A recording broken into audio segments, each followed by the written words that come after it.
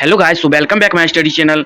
तो आप सभी लोगों का स्वागत है हमारे चैनल पर। तो आज हम लोग मैथ क्लास 10th के सभी फार्मूले को जानेंगे और ये सभी फार्मूले पूरे 10th के निचोड़ फार्मूले हैं। तो चलिए हम फार्मूले को देखते हैं। तो हमारा पहला फार्मूला है यूक्लिड विभाजन एल्गोरिथम का फार्मूला है। तो इसका क्या फार्मूला है? ए बराबर बी क्यू प्लस आर। तो इसका क्या फार्मूला है? ए बराबर बी क्यू प्लस आर। सभी फार्मूले को आप लोग नोट कर लीजिएगा, ठीक है। ये 2024 में 20 से 25 नंबर आपको दे देगा, ठीक है। चलिए अगला फार्मूला देखते हैं। इसी ए बराबर बी क्यू प्लस आर को ही भाज्य बराबर भाजक गुना भागफल जोड़ शेषफल कहते हैं, ठीक है। चलिए अगला देखिए, यहाँ पर है ना, भाज्य बराबर भाजक गुना भागफल जोड़ शेषफल। चलिए अगला फार्मूला अपना है, जैसे आपको प्रश्न दे देता है कि पहला संख्या इतना, दूसरा संख्या इतना और एचसीएफ इतना है, तो एलसीएम ज्ञात करें। तो उसके लिए ये फार्मूला है पहली संख्या गुना दूसरी संख्या जोड़ एलसीएम गुना एचसीएफ, ठीक है। चलिए अब हमारा तीसरा प्रश्न है, तीसरा फार्मूला है, ये सभी याद करिए। प्राकृत संख्या, प्राकृत संख्या किसे कहते हैं? गिनती के संख्याओं को प्राकृत संख्या कहते हैं। पूर्ण संख्या किसे कहते हैं? तो गिनती की संख्याओं में अगर शून्य शामिल कर दिए जाए तो उसे पूर्ण संख्या कहते हैं। जैसे गिनती की संख्या हमारा ये है 1 2 3 4 5 और इसके पहले हम शून्य को शामिल कर देते हैं तो हमारा 0 1 2 3 क्या हो गया? पूर्ण संख्या हो गया, ठीक है। अब हमारा 4 नंबर है, इसी में 3 नंबर में है सम संख्या। तो सम संख्या क्या कहते हैं? जो 2 से पूरा पूरा कट जाए उसे सम संख्या कहते हैं, जैसे 2 4 6, ठीक है। चलिए अब आता है विषम संख्या। तो विषम संख्या क्या है? जो 2 से पूरा पूरा ना कटे उसे विषम संख्या कहते हैं, जैसे 1 3 5, ठीक है। चलिए अब हमारा भाज्य संख्या आता है। तो भाज्य संख्या क्या है? जो एक और खुद के सिवा किसी अन्य संख्या से कट जाता है उसे भाज्य संख्या कहते हैं, जैसे 4 8 9, ठीक है। चलिए अब हमारा भाज्य और भाज्य संख्या है, जो एक और खुद के सिवा किसी अन्य संख्या से नहीं कटे तो उसे भाज्य संख्या कहते हैं, ठीक है। तो इसका क्या हो जाएगा? 2 3 5 7 11, 2 3 5 7 11, ठीक है। अब हमारा है परिमेय संख्या, वैसी संख्या जो p बटा q के रूप में हो तथा जिसका q शून्य नहीं हो सकता उसे परिमेय संख्या कहते हैं। मतलब q जो है वो 0 के बराबर कभी नहीं हो सकता है, ठीक है। चलिए जैसे 0 1 2 या 1/2, 0 1 2, या जैसे आप लोग 2 लिखते हैं तो 2 के नीचे 1 चिपा आता है तो ये p बटा q के रूप में आ जाता है, ठीक है। चलिए अब देखते हैं अपरिमेय संख्या। अपरिमेय संख्या वैसी संख्या जिसे p बटा q के रूप में नहीं लिखा जा सकता है, अपरिमेय संख्या कहते हैं। जैसे हो गया रूट और पाई, दोनों अपरिमेय संख्या है। अगर आपसे प्रश्न पूछ दे कि पाई क्या है तो पाई एक अपरिमेय संख्या है, रूट क्या है तो रूट एक अपरिमेय संख्या है, ठीक है। आगे है इसके कुछ एग्जांपल्स हैं। रूट 2, रूट 3, 2 प्लस रूट 3, पाई 2, फिर 2 प्लस पाई, तो ये सभी क्या हो गए? अपरिमेय संख्या, ठीक है। अगर जैसे इसी में दे दे रूट 4 तो रूट 4 हो गया परिमेय संख्या, क्योंकि ये इसका वर्गमूल होता है 2, तो 2 बटा 1 ये p बटा q के रूप में लिखा जा सकता है, इसीलिए ये क्या हो गया? परिमेय संख्या, ठीक है। तो चलिए अब देखते हैं सहअभाज्य। सहअभाज्य हो गया वैसी संख्या जिसका मात्रा 1 होता है उसे सहअभाज्य संख्या कहते हैं। जैसे 5/7 2/3, सॉरी 5 और 7 और 2 और 3 हो जाएगा, ठीक है। 5 7 और 2 और 3, ठीक है। चलिए अब हमारा द्विघात बहुपद, द्विघात का सूत्र आ गया है। द्विघात बहुपद का व्यापक रूप होता है ax² plus bx plus c, और त्रिघाती बहुपद का व्यापक रूप होता है ax³ plus bx² plus cx plus d, ठीक है। इसको आप लोग, अति महत्वपूर्ण प्रश्न है, इस पर आप प्रश्न भी बना सकते हैं, तो इसे याद कर लेना, ठीक है। चलिए अब हमारा है शून्यकों का योग क्या होता है? तो द्विघात बहुपद में हम लोग जानते हैं शून्यकों का योग बराबर होता है अल्फा एक शून्यक है, बीटा भी एक शून्यक है, तो दोनों का योग मतलब अल्फा प्लस बीटा क्या हो जाएगा? Minus b by a. Alpha plus beta बराबर माइनस बी बाई ए। और शून्यकों का गुणनफल क्या हो जाएगा? शून्यकों का गुणनफल मतलब अल्फा इंटू बीटा सी बाय ए हो जाएगा, ठीक है। चलिए अब आगे देखते हैं। 6 नंबर है, त्रिघाती बहुपद का है ये। Alpha plus beta plus gamma बराबर क्या होता है? तो alpha plus beta plus gamma बराबर माइनस बी बाई ए होता है, और alpha beta plus beta gamma plus gamma alpha बराबर सी बाई ए होता है, ठीक है। और alpha into beta into gamma बराबर माइनस डी बाई ए होता है, तो इसको आप लोग याद कर लीजिएगा, माइनस डी बाई ए, और इसका हो जाएगा सी बाई ए, और alpha plus beta plus gamma बराबर माइनस बी बाई ए, ठीक है। चलिए अब आ जाते हैं आलेख में। तो आलेख में होता है A1/A2 does equal to B1/B2 does equal to C1/C2। तो इसका आलेख जो होगा वो संपाती होगा। संपाती मतलब कैसा होगा, एक के ऊपर एक रहेगा, ठीक है। और इनके अनगिनत हल हो सकते हैं, मतलब इनके जो हल होंगे अनगिनत हल होंगे, और ये भुजा संगत होंगे, ठीक है। चलिए अब 2 नंबर है हमारा formula, A1/A2 does not equal to B1/B2। आलेख प्रतिच्छेदी होंगे, मतलब प्रतिच्छेदी ऐसे होंगे, इसका एक हल होगा, इसका केवल एक हल होगा, और संगत होंगे, भुजा जो होंगे वो संगत भुजा होंगे, ठीक है। चलिए 3 नंबर इसी में आता है, A1/A2 does equal to B1/B2 does not equal to C1/C2। तो इसका क्या होगा, आलेख समांतर होंगे, इसका एक भी हल नहीं होगा और संगत होंगे, ठीक है। इसको याद कर लीजिएगा। अब हमारा 4 नंबर है विवेचक या विविधकर। विवेचक या विविधकर का फॉर्मूला होता है डी। विवेचक या विविधकर को डी से सूचित करते हैं, तो इसका फॉर्मूला होता है डी बराबर B² - 4AC। डी बराबर B² - 4AC। देखिए अब एक चीज़ यहाँ पर देख सकते हैं कि विवेचक B² - 4AC अगर 0 के बराबर हो तो मूल वास्तविक और समान होंगे। अगर B² - 4AC 0 से बड़ा हो तो मूल वास्तविक और असमान होंगे, ठीक है। अगर विवेचक मतलब B² - 4AC अगर 0 से छोटा होंगे, तो यहाँ पर 0 छूट गया है, 0 से छोटा हो तो मूल वास्तविक नहीं होगा, ठीक है। मतलब मूल जो होगा वो वास्तविक नहीं होगा। चलिए, और इसका हल कोई हल नहीं होगा, इसका हल जो होगा इसका एक भी हल नहीं निकलेगा। चलिए अब हमारा द्विघाती सूत्र आता है। तो द्विघाती सूत्र आप लोग पढ़े होंगे कि जैसे विवेचक निकालने के बाद विवेचक अपना क्या निकालते थे, B² - 4AC। तो विवेचक यहाँ पर आपको दे दिया, यहाँ पर डी भी आप लिख करके बना सकते हैं। अगर डी आप निकाले हुए हैं तो B² - 4AC के जगह पर आप क्या लिख सकते हैं, डी भी, इसके जगह पर आप डी भी तब लिख सकते हैं। क्या लिख सकते हैं, इसके जगह पर आप डी लिख देंगे तो कोई दिक्कत नहीं है। तो क्या होगा द्विघाती सूत्र, x बराबर BS माइनस बी, यहाँ पर प्लस छूट गया है, -b plus minus root under B² - 4AC/2a। यहाँ पर जो है प्लस छूट गया था, sorry, -b plus minus root under B² - 4AC/2a, ठीक है। चलिए अब द्विघाती सूत्र y अगर रहे तो y के लिए भी वही होगा। द्विघाती सूत्र y बराबर b प्लस माइनस छूट गया रूट अंडर B² - 4AC/2a, ठीक है, यही होगा, ठीक है। चलिए अब आगे देखते हैं। आगे हमारा है AP का फॉर्मूला है an बराबर होगा a + n - 1 इंटू डी, ठीक है। और किसी संख्या को जोड़ने के लिए उसको क्या करना पड़ता है, तो उसका फॉर्मूला होता है Sn बराबर n/2 into 2a + n - 1 into D. ये फार्मूला होगा किसी संख्या जैसे 2, 4, 5, 7, 8, 9, 10 सभी संख्या को जोड़ने के लिए इस फार्मूला का यूज करेंगे, ठीक है। अब हमारा है S बराबर n/2 इंटू a + l। ये भी वही है, सभी जैसे यहाँ पर 2 + 4 + 8 इस तीनों को जोड़ने के लिए इस फार्मूला का यूज करते हैं, ठीक है। अब है यहाँ पर आपको दिखाया गया है कि a जो है वो प्रथम पद है, Sn जो है वो योग है, और I जो है अंतिम पद है, सॉरी L जो है अंतिम पद है, और D जो है सार्वंतर है, ठीक है। D जो है वो सार्वंतर है, और N जो है पदों की संख्या, मतलब 2 + 4 + 6, तो इसमें कितना पद है, 1, 2, 3, तो इसमें 3 पद हुआ, तो वो पदों की संख्या N बराबर क्या हो जाएगा, 3 हो जाएगा, ठीक है, यही है।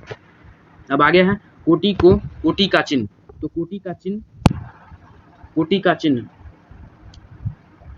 चिन्ह को अब समझते हैं हम लोग।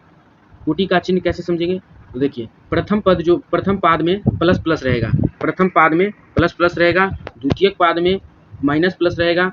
यहाँ पर जो होता है माइनस और प्लस, यहाँ पर प्लस और इसमें हो जाता है प्लस माइनस, और इसमें हो जाता है माइनस, ठीक है। तो इसको कहते हैं प्रथम पाद, इसको कहते हैं द्वितीय पाद, इसको कहते हैं तृतीय पाद, इसको कहते हैं चतुर्थ पाद, ठीक है। तो प्रथम पाद में प्लस, द्वितीय पाद में माइनस, और तृतीय पाद में माइनस, और चतुर्थ पाद में क्या हो जाएगा, प्लस, ठीक है। चलिए समझ गए अच्छे से। अब प्रश्न आएगा त्रिभुज से। त्रिभुज के जैसे दो बिंदुओं के बीच की दूरी कहता है निकालने के लिए, तो त्रिभुज का केंद्र का निर्देशांक कैसे निकलेगा, तो x1 + x2 + x3/3, y1 + y2 + y3/3, ये होता है उसका फार्मूला, ठीक है। अब समझते हैं आगे। अगर दो बिंदुओं के बीच की दूरी कहीं निकालने, दो बिंदुओं के बीच की दूरी, तो क्या होगा, root under x square minus x one, sorry root under x two minus x one का whole square plus y two minus y one का होल स्क्वायर। यही होता है इसका फॉर्मूला, दो बिंदुओं के बीच की दूरी निकालने का।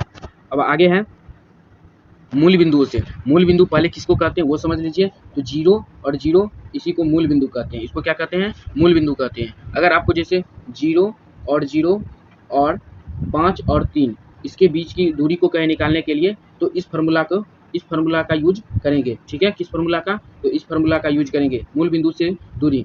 तो root under x square plus y square. ठीक है, root under x square plus y square. अब है मध्य बिंदु का निर्देशांक। मध्य बिंदु का निर्देशांक x1 plus x2 by 2 y1 plus y2। मतलब मध्य बिंदु मतलब क्या, जैसे देखिए समझाते हैं अब आप लोग को। जैसे देखिए ये एक सीधी लाइन है, यहाँ पर एक बिंदु है, यहाँ पर एक बिंदु है, यहाँ पर 5 और 3 है। ठीक है, यहाँ पर 5 और 3 है, यहाँ पर 2 और 4 है। ठीक है, और आपको यहाँ का बिंदु कह दे निकालने के लिए, यहाँ का बिंदु x और y दिया है, तो इसका बिंदु निकालने के लिए इस फार्मूला का यूज करते हैं, मध्य बिंदु निकालने के लिए। मतलब मध्य बिंदु का निर्देशांक निकालने के लिए इस फार्मूला का यूज करते हैं। ठीक है, तो चलिए आगे चलते हैं। आगे अपना है विभाजन सूत्र। विभाजन सूत्र क्या होता है, m1 x1 plus m2 x1 bye m1 plus m2। ठीक है, और m1 y2 plus m2 y1 bye m1 plus m2। ठीक है, समझ गए। चलिए आगे देखते हैं। आगे है त्रिभुज का क्षेत्रफल। तो त्रिभुज का क्षेत्रफल निकालने के लिए 1/2 x1 into y2 minus y3 plus x2 y3 minus y1 x3 y1 minus y2 होगा। ये त्रिभुज का क्षेत्रफल निकालने का फॉर्मूला है। ठीक है, चलिए आगे है, ये सभी तो आप लोग पाइथागोरस पढ़े ही होंगे। तो कर्ण बराबर रूट अंडर लंब स्क्वायर प्लस आधार स्क्वायर, लंब बराबर रूट अंडर कर्ण स्क्वायर माइनस आधार स्क्वायर, और आधार स्क्वायर बराबर रूट अंडर कर्ण स्क्वायर माइनस लंब स्क्वायर। चलिए आगे देखते हैं। अब आ गया त्रिकोणमिति के प्रश्न। साइन थीटा बराबर क्या होता है, लंब बटा कर्ण। कौशिक थीटा बराबर क्या होता है, साइन का उल्टा कौशिक, तो कर्ण बटा लंब। तो कर्ण ऊपर चल गया, लंब नीचे आ गया। ठीक है, चलिए अब कॉस थीटा बराबर क्या होता है, आधार बटा कर्ण। तो सेक थीटा बराबर हो जाएगा कर्ण बटा आधार। टेन और कॉट दोनों उल्टा है, मतलब टेन का उल्टा कॉट और कॉट का उल्टा टेन, इसीलिए टेन बराबर हो जाता है लंब बटा आधार। तो कॉट थीटा बराबर हो जाएगा आधार बटा लंब। ठीक है, चलिए अब है sine theta into cosec theta बराबर 1, साइन थीटा बराबर 1 by cosec theta, cosec theta बराबर 1 बाय साइन थीटा। ठीक है, tan theta into cot theta बराबर 1, तो टेन थीटा बराबर 1 बाय कॉट थीटा बराबर 1 बाय टेन थीटा।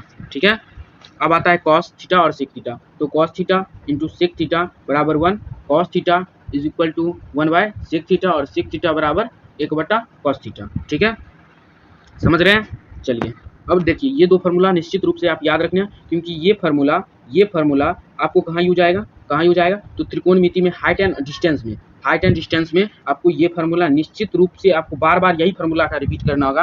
तो इस फार्मूला को आप लोग याद कर लीजिएगा।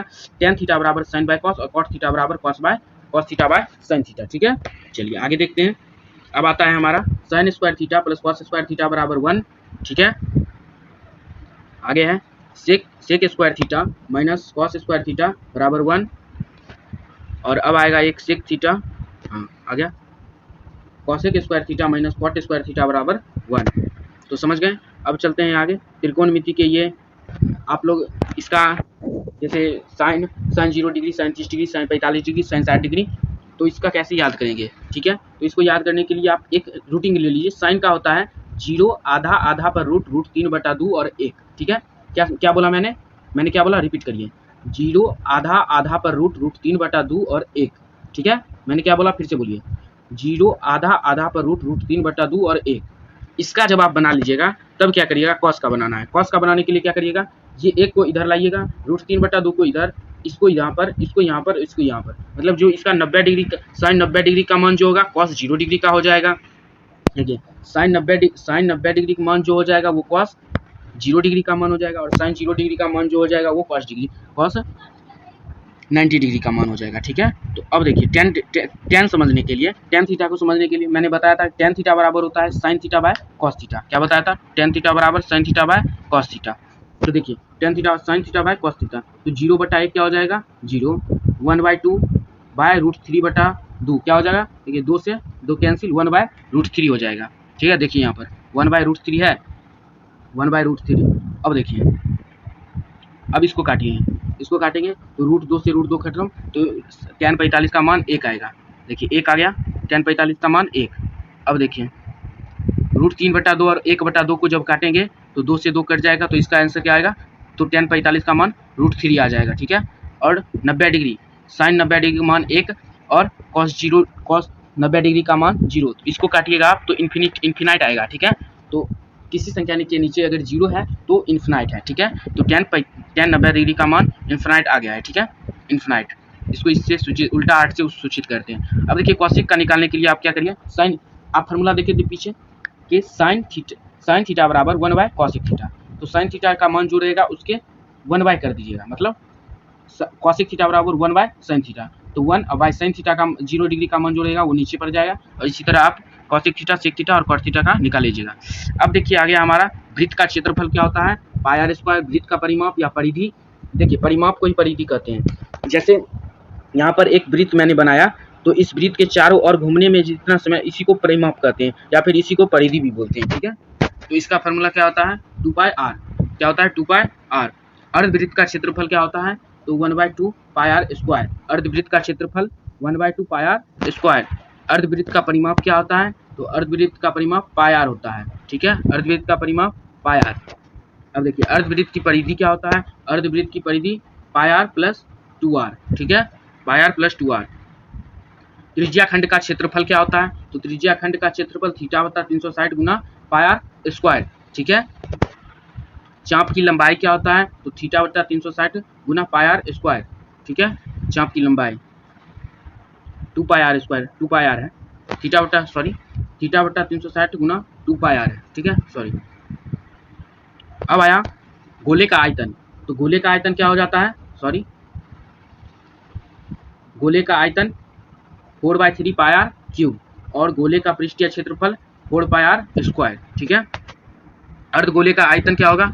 तो अर्धगोले का आयतन 2/3πr³ और अर्धगोले का पृष्ठीय क्षेत्रफल 2πr²। 2πr²। अर्धगोले का पृष्ठीय क्षेत्रफल क्या हो जाएगा? 3πr²। अब आगे है बेलन। तो बेलन से भी प्रश्न आते हैं, बोर्ड परीक्षा 2024 में बेलन से भी प्रश्न आएंगे, तो इसका भी फॉर्मूला याद रखिएगा। तो बेलन का आयतन क्या हो जाएगा? बेलन का आयतन πr²h। बेलन का वक्र पृष्ठीय क्षेत्रफल 2πrh। बेलन का संपूर्ण पृष्ठीय क्षेत्रफल मतलब कुल पृष्ठीय क्षेत्रफल तो हो जाता है 2πr × r + h। ठीक है, चलिए अब शंकु आता है। तो शंकु का आयतन क्या हो जाएगा? 1/3 πr²h। 1/3πr²h। शंकु का वक्र पृष्ठीय क्षेत्रफल, शंकु का वक्र पृष्ठीय क्षेत्रफल πrl। शंकु का कुल पृष्ठीय संपूर्ण पृष्ठीय क्षेत्रफल πrl × πrl + πr²। तो यहाँ से आप एक चीज कॉमन ले लीजिए, πr को और πr कॉमन लीजिएगा, तो πr × r + l, ये भी फॉर्मूला हो सकता है। ठीक है, πr × r + l।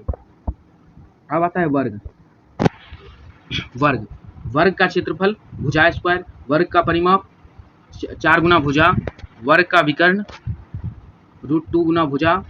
ठीक है, सभी याद कर लीजिएगा। आयत का क्षेत्रफल लंबाई गुना चौड़ाई। आयत का क्षेत्रफल लंबाई गुना चौड़ाई। आयत का परिमाप 2 × l + b, 2 × लंबाई गुना चौड़ाई, लंबाई जोड़ चौड़ाई।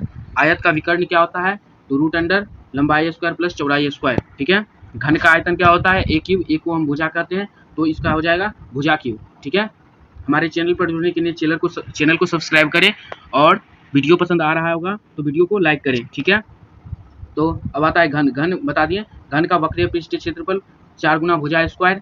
घन का वक्र पृष्ठीय क्षेत्रफल, सॉरी यहाँ पर देखिए, यहाँ पर मिसप्रिंट हो गया है। घन का यहाँ पर संपूर्ण होगा, तो घन का संपूर्ण पृष्ठीय क्षेत्रफल क्या होता है?